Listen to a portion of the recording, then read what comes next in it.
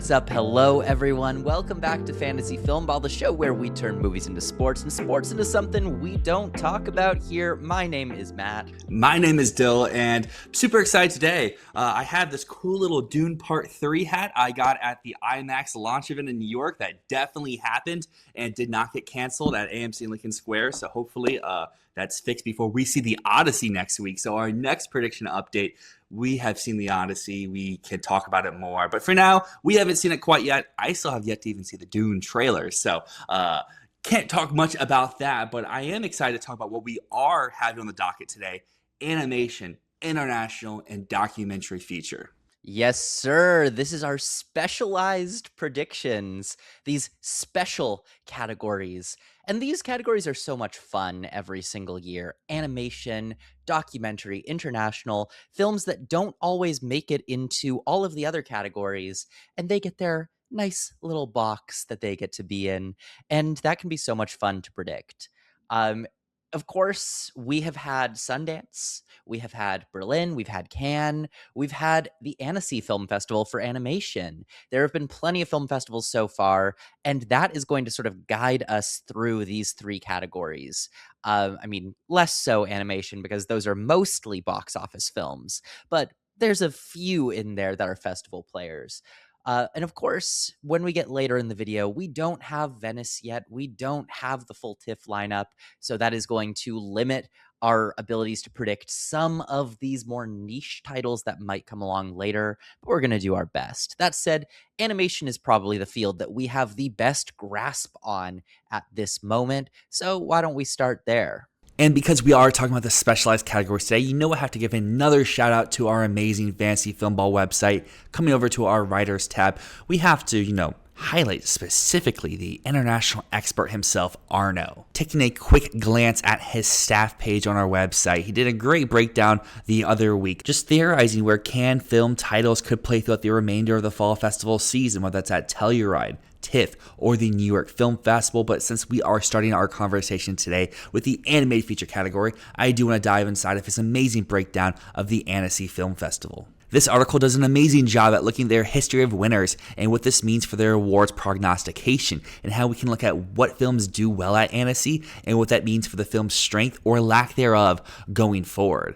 Obviously, he wrote this article before this year's festival, but since Iron Boy did amazing this year, not winning just one, but two major prizes at this festival, means it's set up to do very well throughout award season. Just taking a glance at this list of double winners at Annecy, Iron Boy joins us, as you see down here. It's 4 for 4 so far. This year will be 5 for 5. While Iron Boy may be set up for great success, on the other hand, films like Tangles and Julian may be on the downward spiral after not receiving any major prizes at this year's festival. Diving into Best Animated Feature, I guess the thing that leaps off the page to me as we throw our graphics up is we have 4 of the same 5 in our top 5.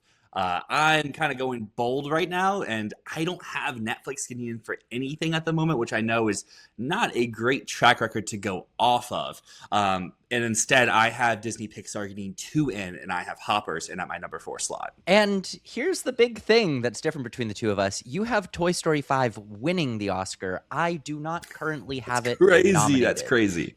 So let's make our cases, but on both ends. Let's do it.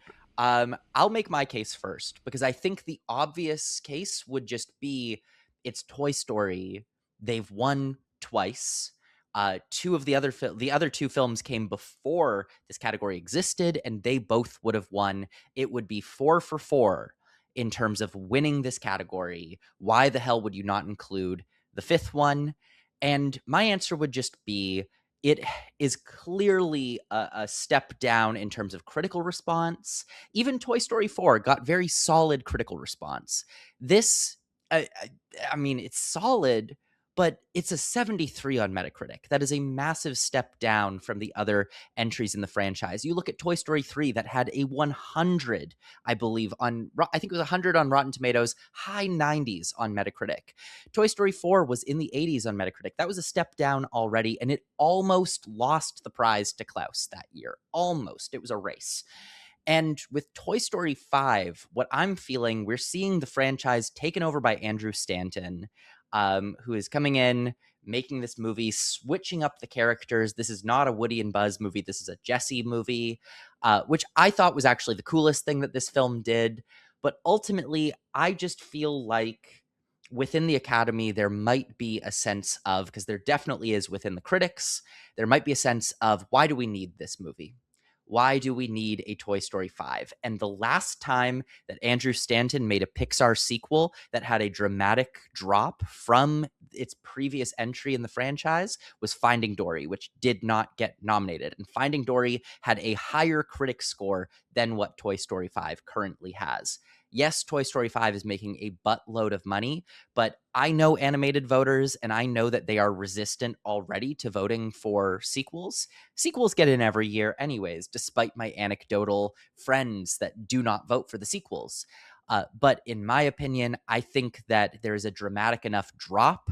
And to me, this is Finding Dory. They are going to nominate the Pixar film that is an original film. They're going to go for Hoppers over this because I feel like people are going to be tired of Toy Story. I feel like I don't think this one needs the nomination, and maybe I'm foolish for thinking that, but right now it's Finding Dory. I definitely think you're foolish for not even having it for the nomination. I understand not having that number one. For me, it's more so of a placeholder because I don't believe in the film that most people currently have at number one of Wildwood. We'll talk more about that here in a little bit. But in the defense of Toy Story 5, I think this falls in line with a lot of the Disney and Pixar films over the last few years that do make the money. And I think the reason why I currently have that number one more so is a lack of another option that is screaming my name. While I do think this is the safe nomination, and in a world where K-pop Demon Hunters didn't exist, Zootopia 2 probably would have won. And until we have that film that comes out with immense passion, whether that is from the critics groups,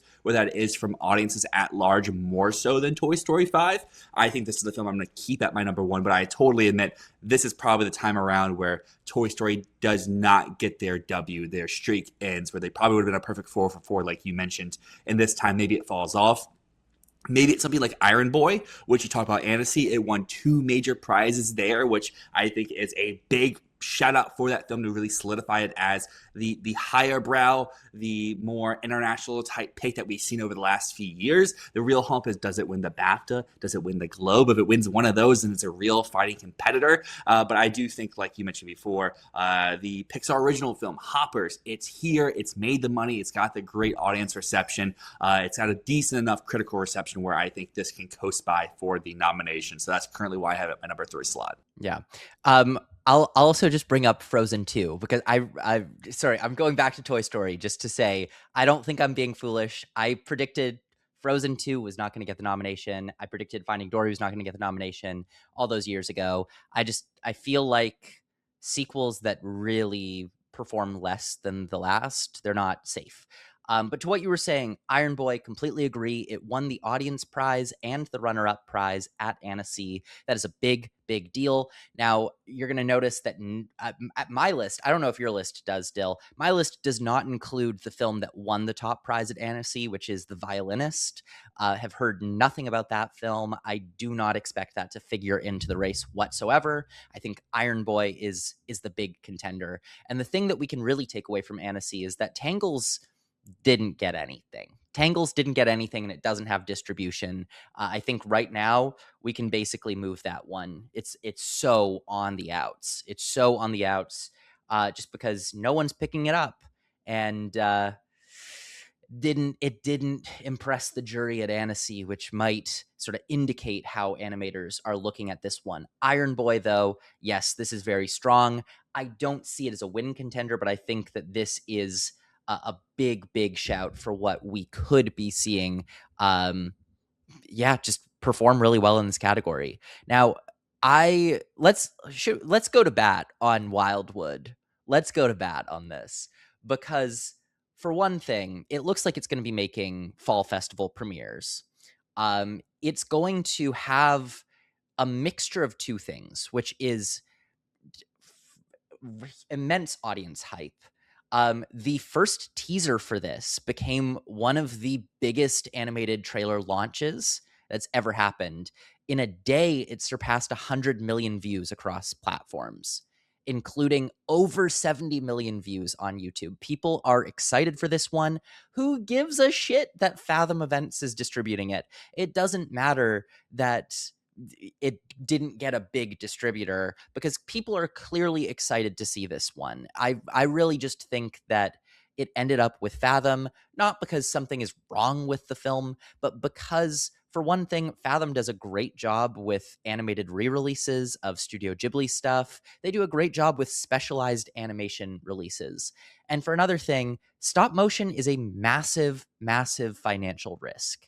And I think that Leica just wanted to be able to do the film on their own terms. And no company wanted to step in and buy it afterwards. They wanted, I think Leica just wanted to do it independently because they wanted to make the film as they would. Now, a huge thing to note is that this is going to play at TIFF. I'm very certain of that. And it is likely, with the hype around it on the internet, it's likely to be one of the hottest tickets at the festival, like The Boy and the Heron was a few years ago. And in my opinion, I think that this will end up placing at the People's Choice. I feel like it's going to have that audience love. It's going to have the critic love. And it sort of has this highbrow allure to it, that it's this big fantasy epic. I feel like this is going to be one that people are going to want to reward, especially because Leica has not won this category. They haven't won before. They've always been up against a Pixar juggernaut in the past, or a Disney juggernaut, right? Like Coraline lost to Up, which was in Best Picture. And then you had Kubo and the Two Strings losing to Zootopia in the same year that Moana was also in there. And we are now in an era where Disney and Pixar have not won in a few years. And maybe, just maybe, that means that it is time for Leica to come in and claim the prize. So right now, it just feels right to me. It feels right. The hype is there for this.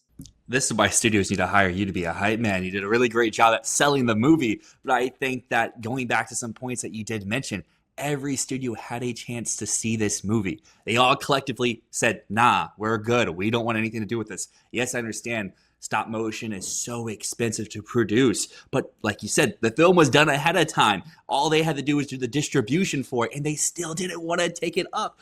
So many studios had the chance. They all passed. I'm not saying this movie's going to flop or flop in terms of awards and be like a red film on Metacritic or anything. I just think that there is so much hype around this inside of this community that there could be, on the flip side of that, yes, it may be one of the highest buzzy films heading into TIFF, but also those expectations are going to be so high. And if the film doesn't reach that after delay, year after year, I think this is the third year we've been saying Wildwood's going to be the animated feature winner. And now it's officially coming out. And now the time is to tell, is it actually as good as generational as people want their Leica film to be? Or is this going to be like the recent few Leica films? You mentioned some that were beloved and strong hitters going against stronger Disney films, but they've also had some more films recently that people just didn't really love. There was one going against the last Toy Story film of Missing Link, which had hype around it. It came out and lost a lot of money. People were like, that movie's mid. And maybe Wildwood follows in suit of that. So that's why I have it at my number 4 right now. I do think, due to the respect of Leica, due to the respect of stop motion, that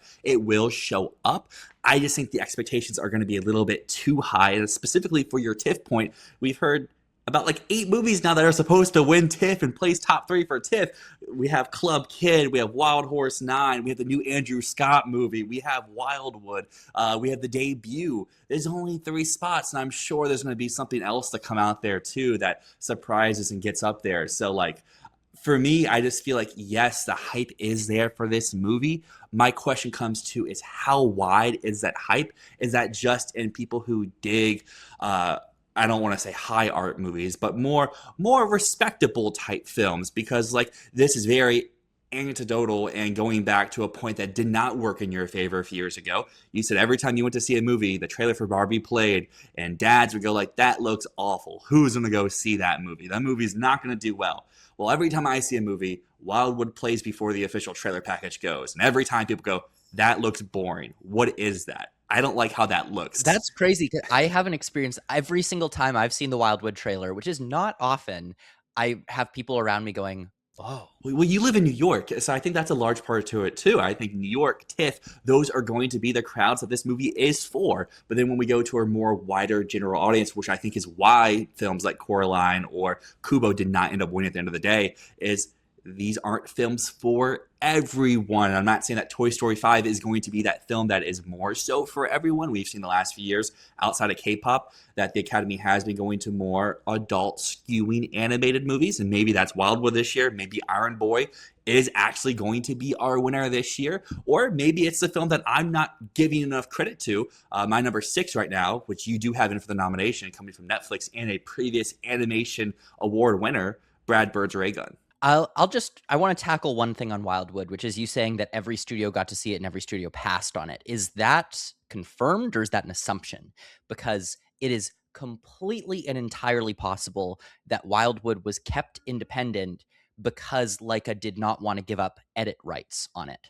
It is completely and entirely possible that this film was not courted around to sell to companies, or it's possible that Leica just wanted to have more control over this. Look, the founder and head of Leica, the guy who's directing this movie, is a billionaire nepo baby. Travis Knight is the son of the founder of Nike. Like, he has the money to do whatever the fuck he wants. He doesn't need to take a big Netflix deal. He doesn't need to take a big deal from someone. I personally really think that it's likely that Fathom just offered Leica the best deal for them, which offered them full rights. And in terms of why companies might be afraid of a movie like this, you mentioned Missing Link as a possibility of why Leica could underperform. That was a kids movie. That was a film that had a GPG rating. It was a comedy about a Sasquatch going on an adventure. Like, that's a much more traditional animated movie. But then you look at the financial failure that happened with Kubo and the Two Strings, the immense critical success, financial failure, the cult classic status that has followed it since.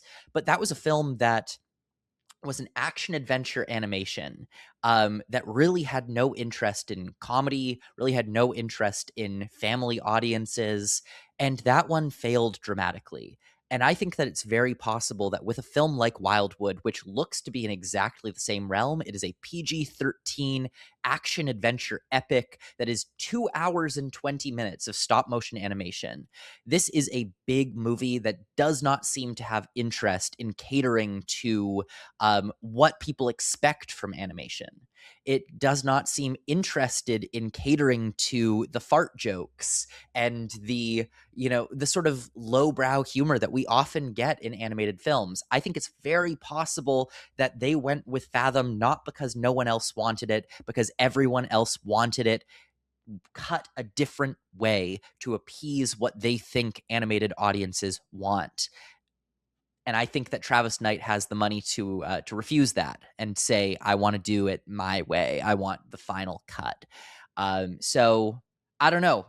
Maybe I'm wrong about this. Maybe you're right, and every company passed on it. But I think that there's more to it than that. There could be more to it, and I easily could be the one that's in the wrong here. But another one of my reservations for Wildwood is the team behind it. You mentioned Travis Knight. You mentioned Daddy's Money. I mean, look at the other movie he directed this year, Masters of the Universe. Go back to some of his other stuff, too. Look at the writer for Wildwood. He also wrote Masters of the Universe. He also wrote Missing Link. He also wrote Paranorman and its sequel. So, like, I don't know. The team behind here doesn't shoot to me like saying this is going to be a heater. And maybe this is where my bias is coming in, where Wildwood looks cool. It doesn't look generational to me, where I know lots of other people say this looks like it's going to be the best animated movie of the decade so far. So it's one of those things. It's one of those things where we'll have to kind of wait till TIFF, and TIFF will be the end all be all. But even with that, we saw a film like The Wild Robot come out at TIFF and get so much acclaim that ended up being the number 2 in the category. So I think there is a wide variance for Wildwood's progression here, but I do think its floor is still getting into the nomination. Yeah, I mean, it's so technically impressive that it would be really shocking if it missed, because, like, you look at that trailer and Jesus, how the how the hell do you make stop motion look that smooth? It's crazy. It's absolutely crazy to me. But yeah, I don't know, man. Like, it's the same team that did Kubo and the Two Strings. Yeah, they did Masters of the Universe. Yeah, they did Bumblebee. But like, animation is the niche. It feels like when Travis Knight does a Transformers movie or a He-Man movie, it's because he was a fan of that as a kid. I feel like those aren't passion projects. Those are like, I'm just interested in making a He-Man movie because like it would be fun. But it seems like Wildwood is like a long-term passion. Um, but let's talk Ray Gun. Let's get into Ray Gun, which currently you have out. I have as my number 2 in the category, and I'm just going to make my case for it, which is that Netflix has given it a December release slot. They are planning to do, I think, maybe I'm wrong about this. Maybe I'm misremembering. Are they doing some IMAX release with it, or is that just what I'm remembering? Brad Bird saying that he wanted that. I have no clue. My main reservation for Ray Gun before I hand it back over to you is just I don't know what to take out of my top 5. I know you would say the answer is Toy Story 5, but like I just feel like this is too much of a built-in audience there. I think something like Inside Out 2 shows us if people like your movie, they're still going to nominate you. And I understand like same thing for Zootopia, where I think the parallels to like Moana 2 or Frozen 2 are films where people clearly all say, I don't care about that. Like, yeah, I'm going to see it, but I don't think about it anymore. And I feel like general audiences at least are really liking Toy Story 5, even maybe more so than Toy Story 4. Then Iron Boy has the pedigree behind it. Hoppers is an original Pixar film, which they do not miss unless that film is absolutely hated. Wildwood for all the reasons before. And Shaun of the Sheep has a perfect track record. So like probably Shaun of the Sheep is the one I should take out, but there's a great track record there. And just like my point for Wildwood is Brad Bird's been trying to shop around Ray Gun for ages, and he works with Disney all the time. Why does Disney not want to be at least a little bit interested in it? Because it's an adult animation that's a film noir sci-fi movie about a detective, and it seems like it actually gets violent at times. It feels like something that Disney would never touch with a 10-foot pole. And I think 20th Century would. 20th Century might, but at the same time, like, what is the last time that Fox has done an animated movie? It's not Fox anymore. 20th Century. What's the last time they did an animation? Maybe I'm misremembering. I feel like the reason why Raygun ended up at Netflix is again freedom, and I think a lot of it also was likely the involvement of Lasseter, and getting Skydance involved in some way, because Lasseter's over there, and this has been such a long-term passion project. Uh, it was supposed to be, if I'm remembering correctly, Raygun was supposed to be Brad Bird's follow-up to the Iron Giant. And then he ended up switching to The Incredibles. And The Incredibles, before Pixar got it, was supposed to be a 2D animated film. And then Pixar got it and sort of spun it into something a little bit more family friendly. Um, and I think he pitched Raygun to Pixar first, but they didn't want it because it was a little too dark and noir, and I don't know. I feel like this has been cooking for so long, and sometimes you get these long cooking projects that do not live up. This could be an animated version of Megalopolis, but at the same time, it's getting a prime release from Netflix. The animation that we've seen from it so far looks really beautiful, really cool. And I feel like the seriousness of it in this current climate of what the animated category is doing, how we're moving sort of away from animation is for babies to animation is cinema. That seems to be sort of the mindset that people are taking now. People are taking this category a little bit more seriously. I think something like Raygun can really succeed in this sort of environment. But I don't believe that Netflix just won't have a contender. And I think that if this falls off, we should look down to something like I Am Frankelda. Probably not in waves, but Frankelda would be one that I would look at if Raygun totally flops. To answer your question before about what's the last animated movie that Fox did, it would be Predator, Killer of Killers, but that was straight to video. So the last theatrical one was the Bob's Burgers movie in 2022. But they also have history of doing some more adult-leaning animation of like Isle of Dogs, Fantastic Mr. Fox, Simpsons movie, and I guess the forthcoming Family Guy film, according to their website. So I just think that there could have been an avenue there, but I do agree with all the points that you said. And for me, the main reason why I do have Rig on the outside looking in is I just don't know what to remove at this time. Because Shaun the Sheep, yes, you can say people don't largely care about these movies, but clearly this branch does. So I just think until proven otherwise, we have to kind of keep them in unless it gets very mixed to negative responses like that Chicken Run movie did a few years ago. Yeah. Aardman is pretty bulletproof unless the film gets riddled with bullets beforehand. Like something like Shaun the Sheep Farmageddon can kind of come and go and be forgotten and still get a nomination because, I mean, for one thing, that was a COVID year, but for another thing, people still liked the film even if it didn't get huge response. But then something like Chicken Run, Dawn of the Nugget, people can have like a very tepid response to, and it just doesn't get in. Or Early Man was another one that Aardman did that just didn't do anything. Aardman, yeah, I feel like the fact that this is G Kids releasing this is a little concerning for me because Shaun the Sheep has had other distributors on it in the past, and like Netflix has done the past few Aardman films. They did Chicken Run, they did Shaun the Sheep Farmageddon, I believe, and question to me is just why not them? I think Universal did some of the previous Aardman films, if I'm not mistaken.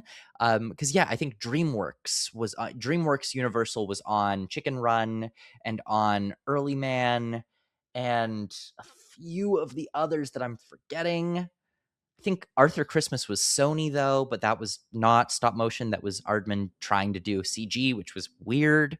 But for the most part, they have worked with real distributors, and I can't make this point too much because then that would also go against Wildwood.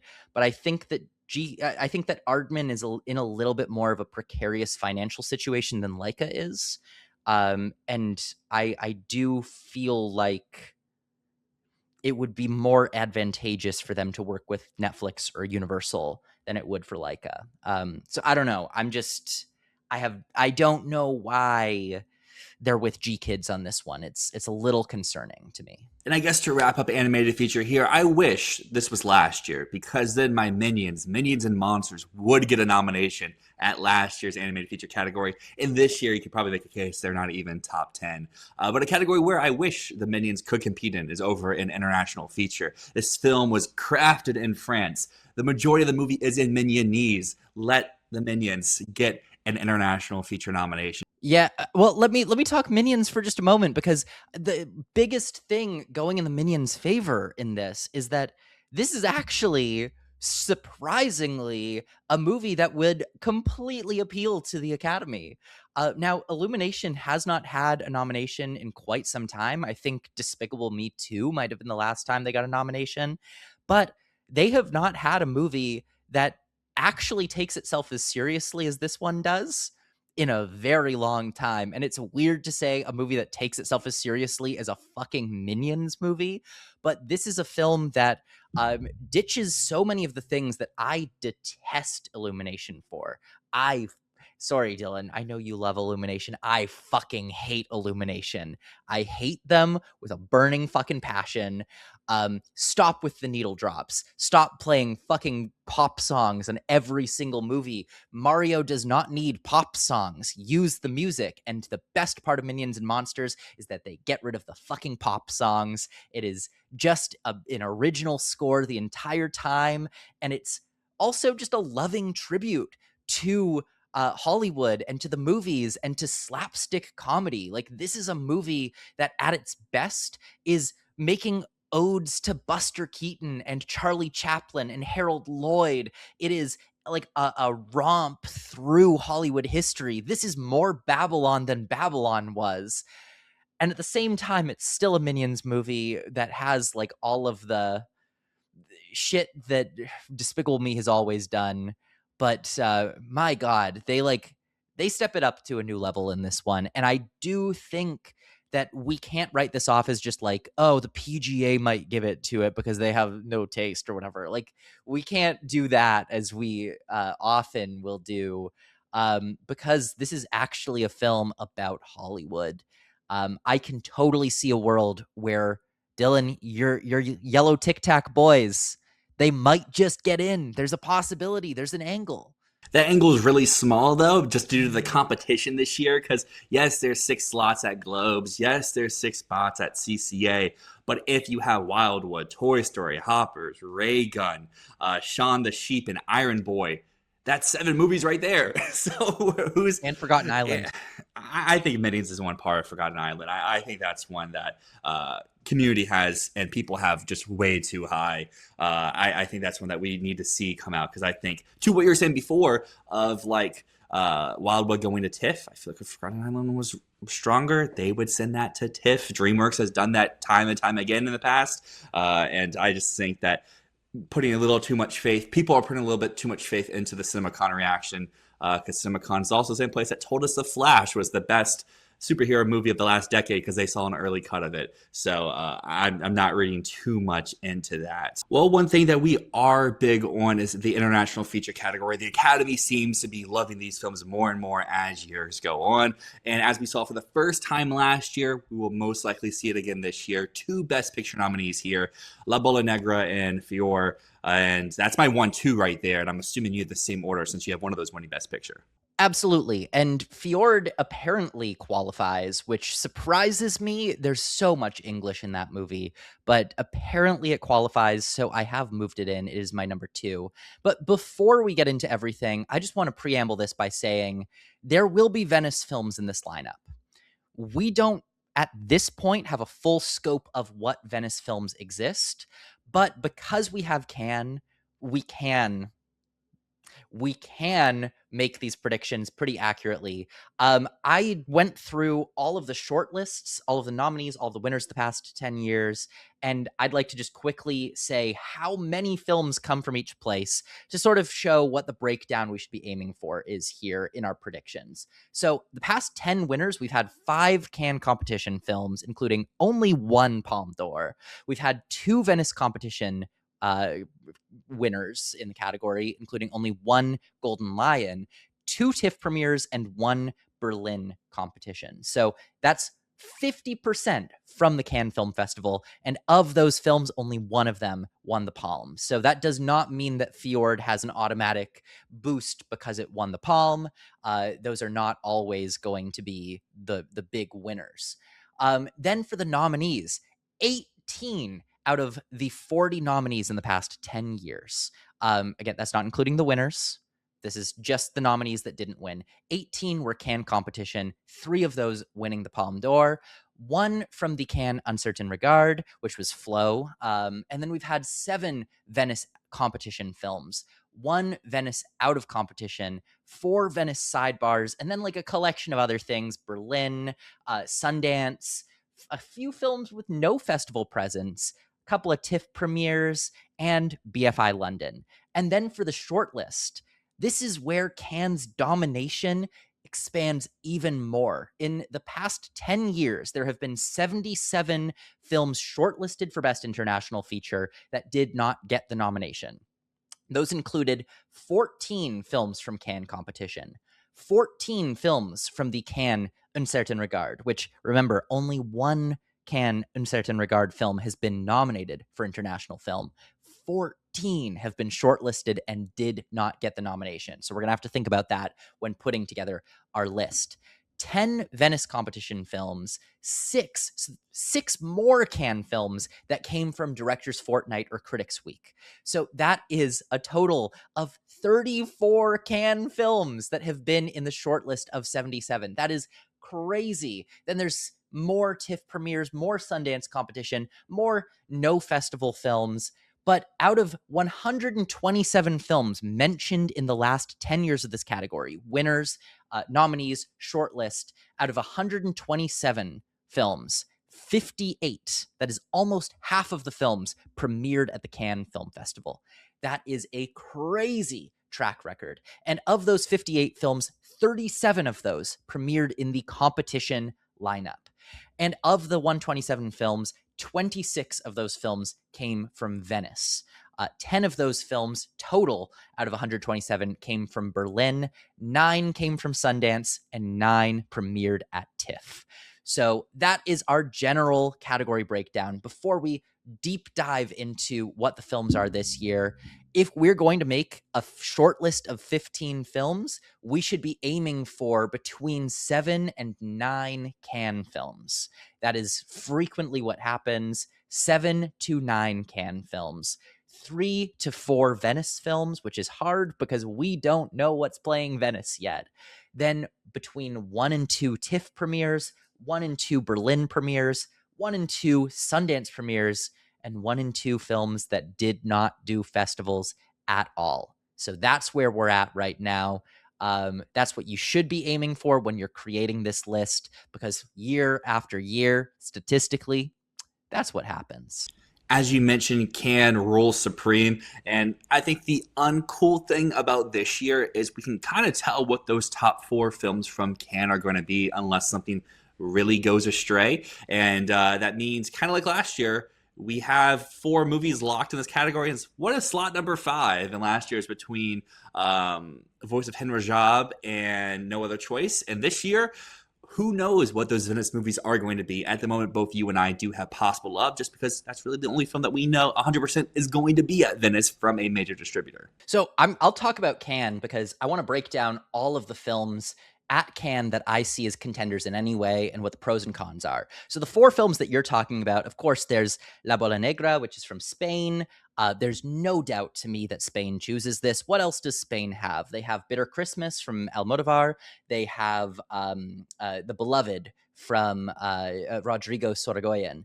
And they're not going to pick those. They are going to pick La Bola Negra. That is absolutely going to be their film. Then we've got Fatherland coming from Poland. And this is definitely going to be the choice for Poland. They always pick Paweł Pawlikowski. And of course, Fjord does not need to be picked. It won the Palme d'Or. It is automatically submitted under the new rules of the category, which say that if you win the Golden Bear, the Golden Lion, the Palme d'Or, you automatically get submitted. So we know Fjord is in the running. That is definitely a nominee. Our first big question mark comes with Ryosuke Hamaguchi's film, All of a Sudden, which could be submitted by France or could be submitted by Japan. Likely would not be submitted by Japan because they are really weird about resubmitting filmmakers. They like to go for fresh blood. They like to not submit the same person who has been nominated or won in the category before. So it's likely Japan would not go with All of a Sudden, especially because it's not set in Japan. This is a film that is set entirely in France. It is almost entirely French language. So France has to pick this one. But France also has A Man of His Time, which is a very, very French movie from top to bottom. So we could see a possibility of All of a Sudden not being selected, which would totally fuck up the game and open up a spot. But at the moment, like you were saying, it's a pretty locked top 4. But what are some of the other films from Cannes that could be submitted? Of course, there's Minotaur, which could be submitted by Latvia, could be submitted by France. And that opens up another can of worms for what the hell is France going to do? Could they pick Minotaur instead of All of a Sudden, instead of A Man of His Time, instead of Iron Boy or La Gradiva or any of the other films that they have? I'm going to say right now, Minotaur gets submitted by Latvia, makes the shortlist. I don't think it makes the nomination. There's also a few films from Austria, because there's Gentle Monster, which premiered in Cannes competition. And then there's Every Time, which won the Un Certain Regard prize. And I think that's what Austria will pick. It's a great film. It's very reminiscent of After Sun. I think that makes the shortlist, and I think it gets close to a nomination, but might not make it at the end of the day. South Korea could submit Hope if they don't go with Possible Love. How wild would that be if Hope enters back into the race? And of course, a film that I could totally see get the nomination through some freak happenstance is Coward, coming from Belgium. This is another film that I think will make the shortlist. I don't think Coward is as strong as Close. I don't think it will get the nomination at the end of the day, but we would be foolish not to mention it or put it like right on the edge of a nomination. In fact, there's a possibility that we get no Venice nominees. We get 5 Cannes films, and Coward is the 5th nomination, not Possible Love. I think that's completely possible. But I'll hand it over to you for a bit because I just rambled a little bit on the Cannes competition films.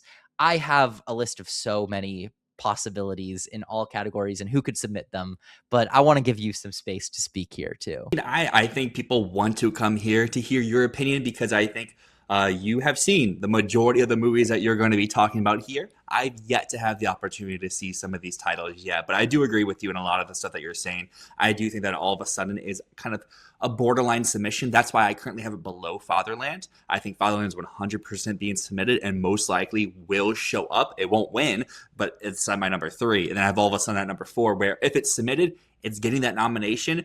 If it's not submitted, I think that's where something like Howard can rise up the ranks that I currently have down at number 8. Because currently, like I said before, I have Possible Love at my 5 just because it's a Venice title. It's a Netflix title. It could be submitted. Why not? And I think one movie that I'm looking between our two lists now that I think is the big one that's jumping out, and I understand your reasoning, I understand most people's reasoning, but I do have Rose at my number 6 because I do think there's a shot that movie can go really hard for this, where if they realize that Sandra Hüller's not the push for Fatherland, they do the push for Rose that gives its visibility in the international feature category. Maybe it gets neither nomination. Well, okay, so with Rose, I don't think it gets submitted. Austria has a really big year. Like I mentioned, Every Time is an Austrian film. I think Germany might be able to submit Every Time as well, but Every Time is one that I think is just so current and it's so relevant. And this is a film that deals with grief in a way that's very similar to After Sun. In fact, it has the same cinematographer that shot After Sun shooting this film. And this is a movie that, like, a large chunk of the film is set inside of Minecraft. This is a Minecraft movie. Um, it's a film that has gotten immense critical praise. It won a major prize at Cannes. Whereas Rose, I think it's a Berlin title that won the actress prize there. That to me, I think, is a little bit lower on the totem pole than Every Time winning the Un Certain Regard. Um, I really think that, yeah, if Rose gets selected by Austria, it gets shortlisted. But I currently would put it third in line for Austria. I think that Every Time and Gentle Monster are both ahead of Rose at the moment. So I don't think that that's one of the Berlin titles that I would focus on. But I guess, like you were saying, I can kind of just ramble about these films because I've seen so many of them. So I've talked about the Cannes competition, which typically, I mean, in the past 10 years, there have been so many films from Cannes competition that have been nominated, have been shortlisted. Now I'm going to talk about the Un Certain Regard because a lot of those films have been shortlisted, but they don't get nominated at the end of the day. So if we're building our 15, we want to have a chunk of Un Certain Regard films. So what do we have here? Like I mentioned, Every Time. We've also got Benimana from Rwanda, which won the Camera d'Or this year, the prize for the best first feature film. There's also a film, Congo Boy, from the Central African Republic. Although that's a country that has never submitted a film before, I wouldn't expect them to this year either. But it's possible if that one gets submitted, it could be shortlisted. There's also Elephants in the Fog from Nepal, Forever Your Maternal Animal from Costa Rica, and The Meltdown from Chile. And I would say I would put 2 of these films into my shortlist, and those would be Every Time and Benimana. And maybe if Latvia does not submit Minotaur, they could submit a film called Ulia, which is a basketball movie, and I could see the Academy resonating with Ulia and shortlisting that. But right now, I'm only going to put 2 Un Certain Regard films into my top 15. But then Cannes also has Directors Fortnight and Critics Week. And one film that I would really recommend looking at here for a potential shortlist would be Dua, which is a film from Kosovo. It's from Berta Bescioli, who is a filmmaker that previously was shortlisted for the Academy Award with her film Hive, which played at Sundance. So she's graduated from Sundance, just premiered in Cannes at the Critics Week. And this film is powerful and it's relevant. It's about the genocide that happened in Kosovo, and it is a movie that I think has historical relevance. It's very well made, and we know that this filmmaker is on the Academy's radar. So I would put forward Dua could be shortlisted. And I feel like it's worth mentioning. Maybe France goes crazy and selects La Gradiva with all of its critical acclaim. I don't think they'll do that, but if it did, it would get shortlisted. And there's also the film Death Has No Master, which Venezuela will submit, but I don't think that one gets shortlisted either. Um, so Venice, we just don't know a lot about.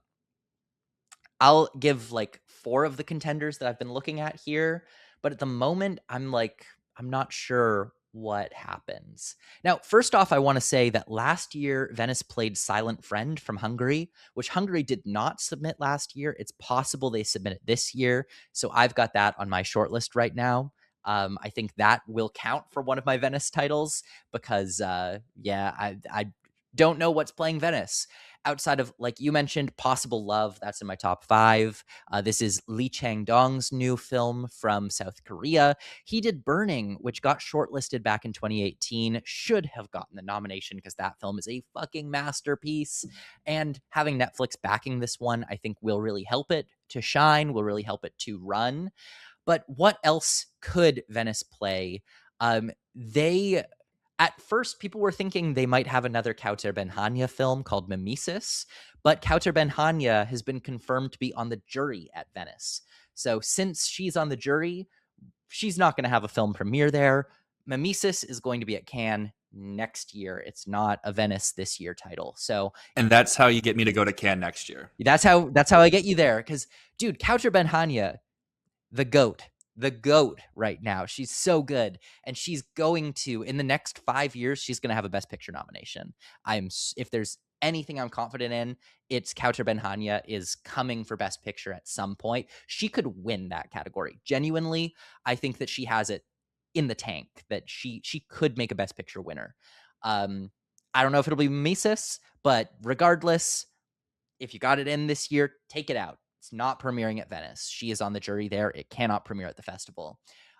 So some other things that I'm looking at, we've had Brazil domination in this category recently. Brazil domination. What does Brazil have on the horizon this year? Well, there's one film that Variety is expecting to go to the Venice Film Festival in competition, and it's a film called Leila et la Nuit, which is a film from a Brazilian filmmaker, and it's set in Morocco, and it's about a French family moving to Morocco. Now, Brazil could submit this one, seeing as it is Brazilian funded, and the filmmaker is from Brazil, but it's not Brazilian in the way that I'm Still Here or The Secret Agent were, and probably won't have the Brazilian fan base riding behind it in the same way. But at the moment, I feel like Brazil has goodwill, and if this is their submission, I would put it in. They could also submit The Blue Trail, which came from Gabriel Mascaro, premiered at Berlin last year. Great film. I actually preferred that one to The Secret Agent. I thought The Blue Trail is amazing. It's like a sci-fi apocalypse now with old people doing like Dune drugs. Wild. Like they drop snail juice in their eye and their eye goes blue and then they have hallucinations. It's Dune on a boat in the Amazon in the future where being old is illegal. Crazy movie. I love it. I would love if Brazil submitted that film. But at the moment, I think Brazil submits Leila et la Nuit, and that would be a prediction that I have for the shortlist.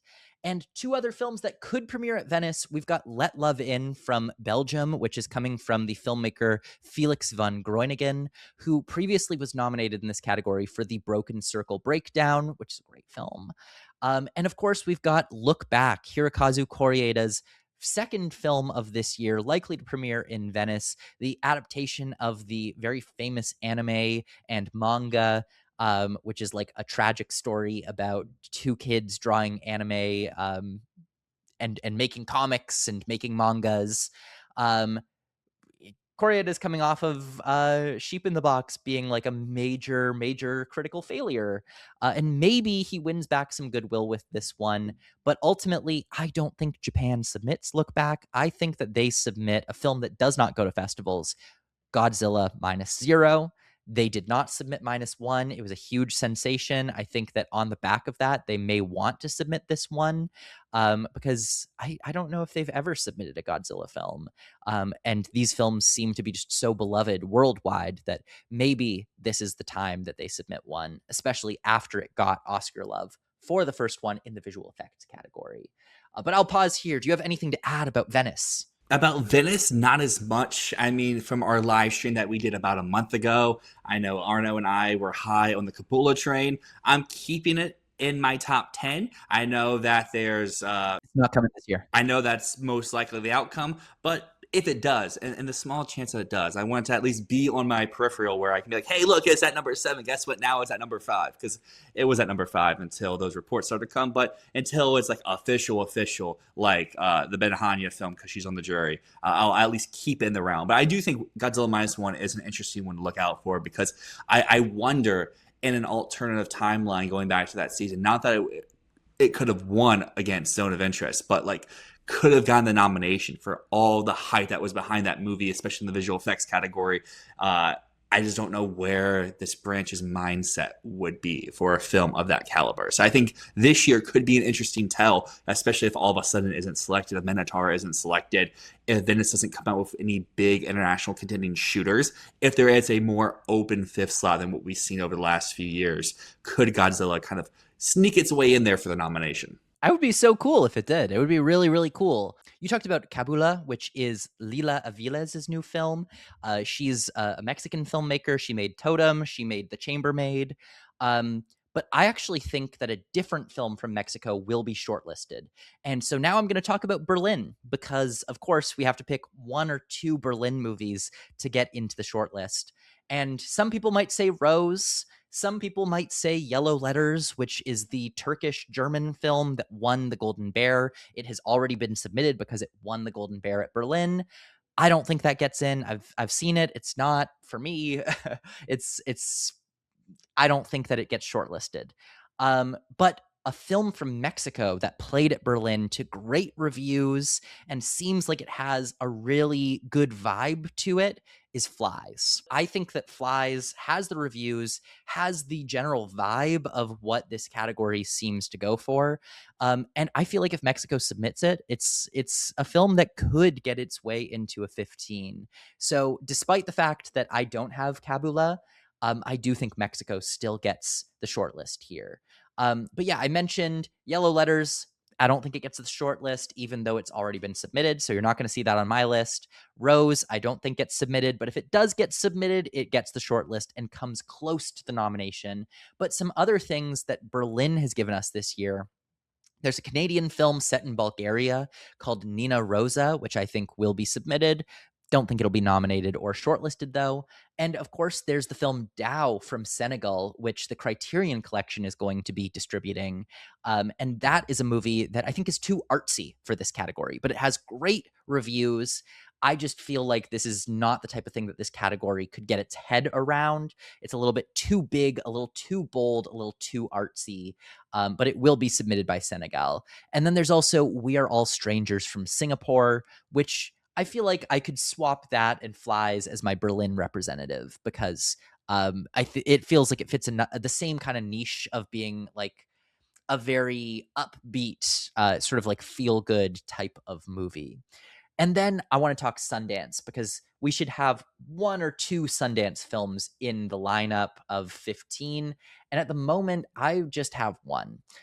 And currently, that is To Hold a Mountain from Serbia. This is a film, it's a documentary. We'll talk documentaries soon. But I have this getting a documentary nomination. And because of that, if Serbia submits it, I think that it gets shortlisted for international feature as well as getting the nomination for documentary.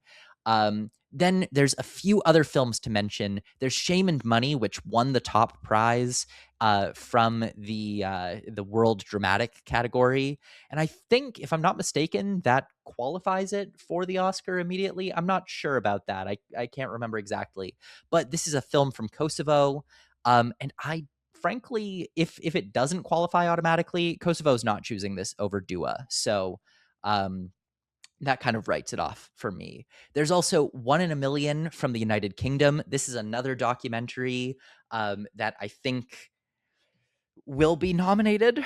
And it's a documentary about Syrian refugees. So the film is not going to be in the English language, but it is from the United Kingdom. We're always looking for what is the United Kingdom going to submit, seeing as they are an English speaking country. What do they have that they produced that is not in English? And this year, One in a Million looks like a great shout out.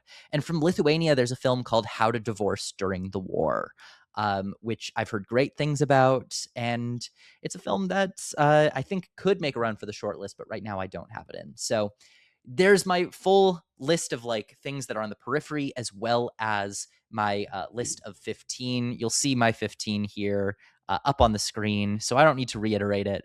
But yeah, I'm not making a ton of big leaps, I think, at this point. And I'm really trying to think of where are the films coming from. I'm really trying to assign, like, yeah, these few films from Venice, these films from Cannes, and also trying to think of what is each country going to do. So that's how I've arrived at the 15 that I have. Well, to continue this conversation going, we're going to our final category of Best Documentary Feature. And this is one like the shorts every year where I have little to no knowledge of any of these films at the moment. So that's where I'm going to hit it back over to you to kind of just run us down some films that you could see making the short list here, some pros, some cons to all of them. Absolutely. Now, first, I got to do the stats again. And I did not break down the short lists for this one because, frankly, I did not have the energy to do that at the time. But I did break down the winners and the nominees and where those films premiered. And it should be very obvious to you and to everyone out there that Sundance rules this category. Sundance is the king of documentary feature. In the past 10 years, 6 winners of the category premiered in competition at Sundance. One winner was a Sundance premiere, which means that it was out of competition. One of the winners premiered at Telluride. One was direct to Netflix, which was a weird year. My Octopus Teacher just dropped on Netflix and then became a sensation, I guess. And one of the winners came from the Berlin Film Festival. And of the nominees, 23 nominees came from Sundance competition. 3 nominees were Sundance premieres. 5 of them were TIFF premieres, 2 Venice out of comp, 1 Venice competition, which won the Golden Lion, 1 Cannes competition, 1 Cannes out of competition, 1 Tribeca premiere, 1 South by Southwest premiere, 1 Berlin Golden Bear winner, and 1 New York Film Festival premiere. So we have Sundance domination and then like a scattering of others, just a little scattering of others. And when I say Sundance domination, I mean Sundance competition. Films that premiere out of competition at Sundance. Look, out of the last 50 nominees in this category, 33 came from Sundance, but 29 of those were in competition at Sundance, which means only 4 of them premiered out of competition, which is the big thing I'm going to say against the film Once Upon a Time in Harlem, which is currently ranked number 1 with a margin of 76% on awards expert believe it's winning the category, and 97% have it nominated. And if you look at those stats, it premiered out of competition at Sundance. If you look at those stats, 4 out of the last 50 films premiered out of competition at Sundance, while 29 were in competition at Sundance. So I'm just going to say that as a reason maybe not to predict Once Upon a Time in Harlem as your big winner, because statistically it's very rare. And yeah. So currently, my top 5, it starts off with American Doctor. This is a film that premiered in competition at Sundance, and it is a film that follows 3 different doctors in Palestine. One of them is a Palestinian doctor. One of them is actually no, they're all American doctors. All American doctors. One of them is Christian, one of them is Jewish, and one of them is Muslim. So you have 3 different doctors all tackling this humanitarian crisis in Gaza, and it's a harrowing film. It's a harrowing film on a topic that is incredibly relevant, incredibly talked about, and it's just a goddamn fantastic film. Fantastic film that really tackles the uh, narrative around like this is a film that largely is about a Jewish doctor in Palestine. And so it's sort of breaking down the walls, and saying that you can be Jewish and be sympathetic to this cause. That being Jewish does not immediately mean an ideological stance.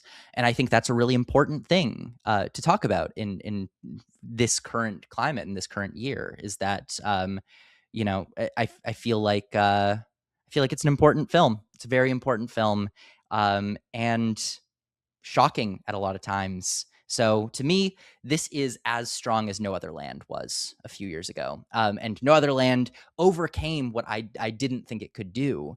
It showed that this topic can get nominations. And I feel like it can get wins too. It can get wins too. Then I have the film One in a Million, which is the film I mentioned in international feature. This is a film from the UK, and it is a movie about Syrian refugees moving throughout Europe. I think it's about the journey from Syria to Germany and then back to Syria. It did extremely well at Sundance. It got a lot of praise there. I haven't seen this one. I don't know too much about it. But everything I've heard about it is like, this is harrowing and it's a powerful portrayal of what it is to be a refugee. And, you know, PBS is behind it, which is a big thing for it as well. Then there's To Hold a Mountain from Serbia. To Hold a Mountain is set in the mountains of Montenegro, and it's basically about a family that is dealing with the possibility of being pushed off of their land for what might become a NATO military training ground. And so this is a film that seems to be kind of a little bit along the lines of like what Honeyland was, which is a very naturalistic documentary, just following people in their natural environment as a big change comes along. And this one did exceptionally well at Sundance. I believe that it won the top prize in the World Cinema documentary category. So this is one that is really worth watching out for, mostly because that prize has a great track record in this category. And the winner of the Sundance US documentary prize was Nuisance Bear, which is weirdly, it won the US prize. It's a Canadian film set in Churchill, Manitoba, and it's about polar bears entering into the city and what happens with a polar bear. Now, this is based on a short documentary that was shortlisted back in like 2021. And this feature documentary expands the short film from being just about polar bears to being about the rights of Indigenous people. This reminds me a lot of Sugarcane from a few years ago, which was a film about residential schools and the treatment of Indigenous people in Canada. Nuisance Bear uses the idea of polar bears entering into the city and not belonging there and being forced out of the city by colonialism and everything. And it uses that as a sort of shorthand for talking about what happened to Indigenous people in Canada, and the way that Canadian government treated Indigenous people as a nuisance and tried to force them into smaller and smaller communities and force them into residential schools and re-education and basically cultural genocide. And so this is a film that is not just a nature documentary. It is also a film about the topic of Indigenous truth and reconciliation within Canada and within North America at large. Very powerful film. I've seen some people write it off as just a nature documentary, and why would this get in? Because it's about polar bears, and movies about animals don't get in. This is not just a film about animals. It is a film about a much larger political topic. And the last film in my top 5 is a Cannes film. This is Rehearsals for a Revolution, which won the Cannes prize, the Golden Eye, which is the prize for the best documentary at the festival, which again, Once Upon a Time in Harlem was eligible for, did not win. This one. Now, Rehearsals for a Revolution is a film about a family across like 80 years of Iran. So it starts with the fall of the Iranian monarchy and it continues until present day. And it sort of gives a full scope of what has been happening in Iran with the leadership there and with the sort of religious, theocratic, extremist rule of the country. And so it sort of looks at the country through the eyes of one family. And I feel like this is really relevant this year, seeing as the United States is currently in a war with Iran. This is a film that I feel like is going to click a lot of buttons. It's going to be very relevant, and it has great distribution coming from Sony Pictures Classics, has great reviews coming out of Cannes, and of course, a major prize from Cannes. So to me, that's the top five. I feel very good about that top five right now. Four of them coming from Sundance competition, one of them premiering at the Cannes Film Festival. So I will, before getting into the top 10, I'd just love to hear your thoughts on those films. What do those sound like to you? Are there any red flags that are coming up for you? I would say there's any major red flags shooting out to me. I mean, you mentioned a lot of great distributors who have a proven track record. I would say, I mean, the one that jumps off to me the page as a winner is the one that you have at your number one as well, being American Doctor. Is a story that I feel like so many people can latch on to. I think it has both the political and social relevance that you kind of can see from this category. Maybe it's not like a fun feel good doc, but as we see, usually that's not going to be your winner outside of like weird oddball years. So with my small brain knowledge of this category at the moment, I would agree with you that American Doctor is my number one at the moment. I think the biggest thing about American Doctor is that it's such a compassionate film. It's a film about how we don't need to make this topic into an ideological thing, that this is a human issue, and we don't need to say, like, if you believe a certain thing, you can't be compassionate to these people. It's a film about three people from three different religions breaking down the boundaries between these religions and beliefs, and just being humans and being compassionate and being um being there to help the people who are suffering in Gaza. Beautiful film, shattered me. I got to see it during Sundance, and it's one of the best docs that I've seen in recent years, for sure. Doc is something that I feel like I'm really good when I have the stats in front of me. It's just this part of the season, we don't have any stats yet. Yeah. Yeah. Well, when we get the nominations later, we see what's clicking and what's connecting with people. But yeah, the thing about Epic, and I'll use this to lead into another reason why I'm sort of against Once Upon a Time in Harlem. Um, it is a fully archival footage movie. And we've seen a lot of those struggle in the past. There's been a lot of films that when they just present archive footage, it's very, very hard to convince people of what you have been doing with this. I think Fire of Love might be the most recent that was like all archive footage and got in. Summer of Soul did a really good job with that too. But for the most part, archive footage is a killer against a film. Um, I think we had like a 10-year drought of no winner being archival. Um, but then Summer of Soul also has a ton of new interviews and a ton of new footage sort of intercut with the archive footage. Whereas, you look at Epic, which is entirely old footage, or you look at Once Upon a Time in Harlem, which is entirely old footage. It's all archival. And I think that's the big thing that I have against it. It's not just where it premiered, it's that it's an archival documentary. And we see this as a category where those films typically struggle to get traction. Now, just to give you a little bit of a scope of other films I'm looking at, I want to just break them down into different categories. So first, I want to talk about political films, because we often see a lot of political films getting into here. And so some of those ones that I want to mention, there's Soul Patrol. Soul Patrol premiered in competition at Sundance. This is a film which is about a Black regiment of fighters in Vietnam. It is a largely archival film that also intercuts new interviews with these soldiers talking about their experiences being an all-Black battalion in Vietnam. Now, this one got great reviews out of Sundance, and again, Sundance competition. That's very good for it.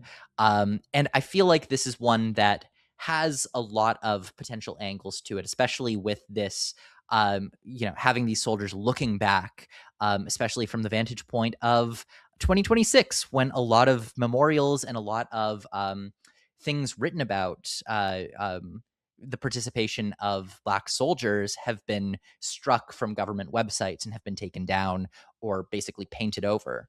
There's also the film Everybody to Kenmure Street, which is a film from the UK. So this is about a protest that followed the deportation of a bunch of Scottish residents, and it's basically about all of these activists getting out into the streets and stopping these police officers from deporting their neighbors. Very, very relevant film, especially in a year again colored by ice. When we think about the documentary category in any year, we have to think, what are the current events that are coloring our political climate? What do people want to talk about? What do people want to hear about? And so, Everybody to Kenmure Street is a film that is very much against deportation and very much reminiscent of what happened in Minneapolis earlier in this year. So that is definitely a big film on the horizon that we can be looking at. Another film that's deeply political is Ask E. Jean, which I think was a Tribeca premiere from last year. Maybe not Tribeca. It did not premiere at Sundance. It did not premiere at one of the major festivals. But this is a film that is a profile of E. Jean Carroll, the person who accused Donald Trump of rape and who won in a civil court, which found Donald Trump liable of rape. And it's just about how she's been dragged through the mud by media. And again, it's a movie that is about Trump and about the political climate and about the way that media drags survivors of sexual assault and rape through the mud. And that is a very powerful topic. Now, granted, this film just doesn't have the pedigree. And so I haven't seen it yet, but I don't know. I would be a little worried that maybe this is not up to the standard of quality and might just be a film that is about a buzzy topic, but might not be the the best film out there. So that's, I guess, how I'll phrase it. I haven't seen it yet, but that's just my assumption, seeing as it kind of premiered without much of a splash. But yet, it seems like a film that could make a really big splash when it plays theatrically later in the year.